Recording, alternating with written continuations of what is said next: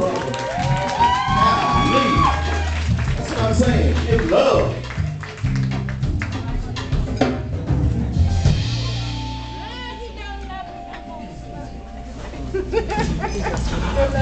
Speech is called I Cried Last Night. I cried last night, in spite of all the teachings and social motives that teach boys as they grow to become men, to hold in all those feelings of pain and hurt that we go through inside. I must have forgot for a moment that the tears began to well in my eyes, because I cried last night.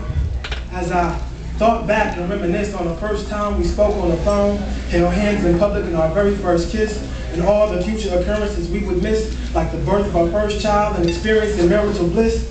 And I cried last night as the words she spoke sank in and seemed to smack me in the face like a sack of bricks as they rolled off her tongue and flowed over her lips, and she said, I'm married. It felt like I was shot, body bagged, eulogized, carried to the cemetery and buried all in one whop. Shock at my mind and emotions, mangled, tangled, and twisted, so everything she said after that I must have missed it. I cried last night, even though it had been nearly a year ago since she first packed her bags and left about that dope. I was for sure she was just mad and we was gonna get right back, but it didn't happen like that. So I cried last night, cause really I just thought she was tired of doing the shacking thing, and I couldn't blame her, but wasn't ready or in a position to wife and reign her. Plus I felt a little anger and wanted to teach her a lesson, but all the stress, force, and pressure being applied, so I let her ride, thinking that I would have the chance and opportunity to propose at a later date.